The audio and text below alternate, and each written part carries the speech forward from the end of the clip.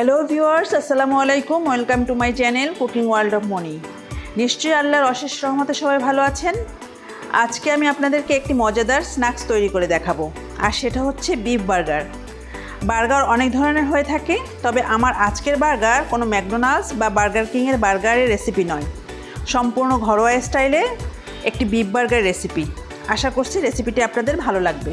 Beef burger তৈরির জন্য এখানে আমি প্রায় 3 কাপ পরিমাণ গরুর মাংসের কিমা নিয়েছি। বার্গার তৈরির জন্য মাংসের কিমার কোয়ালিটি খুব ইম্পর্টেন্ট। অন্তত 20 থেকে 25% ফ্যাট সহ কিমা ব্যবহার করতে হবে। আর কিমাটা তৈরির পর একটু ফ্রিজে রেখে ঠান্ডা করে নিলে বাইন্ডিংয়ের জন্য সুবিধা হয়। এছাড়া বাইন্ডিংয়ের জন্য ডিমের কুসুমও ব্যবহার করতে পারেন। আমি কিমাটা তৈরির পর 2 ঘন্টার জন্য ফ্রিজে রেখেছিলাম। এখন এই কিমাটার মধ্যে দিয়ে দিচ্ছি 1.5 চা চামচ কালো গোলমরিচের গুঁড়া, দিচ্ছি স্বাদ মতো লবণ। যেহেতু আমরা বাঙালি, মশলা ছাড়া আমরা মাংস খেতে পারি না, তাই দিয়ে দিলাম 1 চা চামচ আদা কুচি আর 1 চা চামচ রসুন কুচি। এখন এই সব কিছু একসাথে মেখে নিচ্ছি। খুব চেপে চেপে মাখাবো না, হালকা হাতে মাখাবো। আসলে বার্গারের পেটি তৈরির জন্য খুব বেশি মশলা ইউজ করলে সেটা হয়ে যায় কাবাব, তাই আমি এর সাথে আর কোনো মশলা ইউজ করলাম না। মাখানো শেষে 20 মিনিটের জন্য রেস্টে রেখে দিব।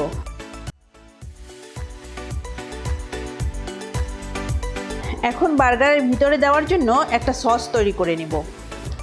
নিচ্ছি 2 টেবিল চামচ মেয়োনিজ, 1.5 টেবিল চামচ টমেটো সস, 1.5 টেবিল চামচ চিলি সস,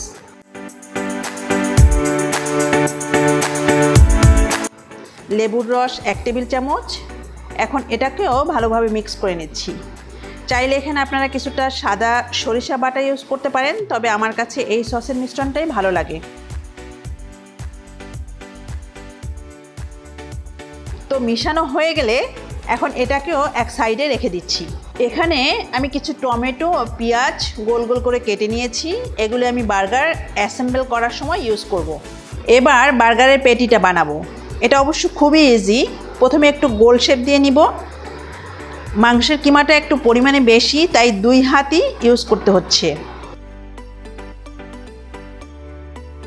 গোল শেপ হয়ে গেলে এইবার ফ্ল্যাট করে নিব, আর মাঝখানে একটু নিচু করে নিব। এতে করে পেটিটা ভাজার সময় কাবাবের মতো মাঝখানে ফুলে উঠবে না। আর এরই মাঝে আমার সবগুলি বার্গারের পেটি তৈরি হয়ে গেল। এখন এই অবস্থায় আপনারা সরাসরি ভেজে নিতে পারেন। আবার ডিপ ফ্রিজে 2 ঘন্টার জন্য রেখে পুরোপুরি ঠান্ডা হলে কোনো এয়ারটাইট বক্স বা জিপলক ব্যাগে সংরক্ষণ করতে পারেন 2 থেকে 3 মাস। এখন চুলায় একটি ফ্রাইং প্যান বসিয়ে গরম করে নিয়েছি। দিচ্ছি 1 টেবিল চামচ পরিমাণ বাটার। বাটারটা মেল্ট হয়ে গেলে একটু স্প্রেড করে নিচ্ছি।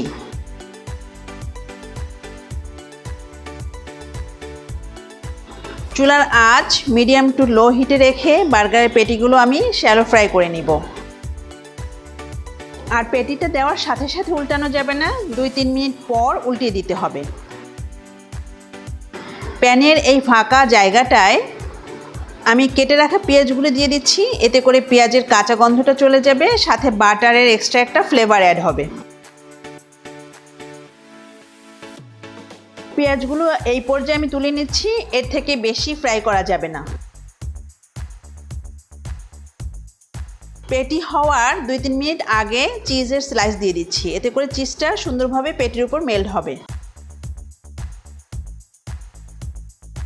যখন এরকম মেল্ট হতে শুরু করবে, এই পর্যায়ে চুলা থেকে তুলে নিব। আর এই একই প্যানে আমি বার্গারের বানগুলো টোস্ট করে নিব। বানগুলো টোস্ট করা খুবই ইম্পর্টেন্ট। এতে করে বানগুলো নরম হবে এবং বার্গারের স্বাদটা অনেকাংশেই বেড়ে যাবে। এখন অ্যাসেম্বল করে নিব। আর অ্যাসেম্বল করার জন্য প্রথমেই দিয়ে দিচ্ছি আমার তৈরি করা সেই সস। একটু স্প্রেড করে নিচ্ছি। তারপর দিচ্ছি লেটুস। অ্যাসেম্বল অবশ্য যার যার পছন্দ অনুযায়ী করে নিলেই হবে। লেটুসের উপর দিয়ে দিচ্ছি বার্গারের পেটি, আর পেটির উপর দিচ্ছি স্লাইস করে রাখা টমেটো। টমেটোর উপর কিছুটা সস দিচ্ছি। এতে করে খাওয়ার সময় এক্সট্রা কোনো সস নেওয়ার দরকার হবে না। এবার এর উপর দিচ্ছি পেঁয়াজ। যদি কেউ পেঁয়াজ কাঁচা খেতে চান, সেক্ষেত্রে পেঁয়াজটা কাঁচাও ইউজ করতে পারেন। এরই মাঝে তৈরি হয়ে গেল আমার খুবই মজাদার বিফ বার্গার। যদি ভিডিওটা ভালো লেগে থাকে প্লিজ লাইক ও শেয়ার করবেন, আর কাইন্ডলি চ্যানেলটি সাবস্ক্রাইব করে পাশে থাকবেন সব সময়। দেখা হবে পরের ভিডিওতে ইনশাআল্লাহ। আল্লাহ হাফেজ।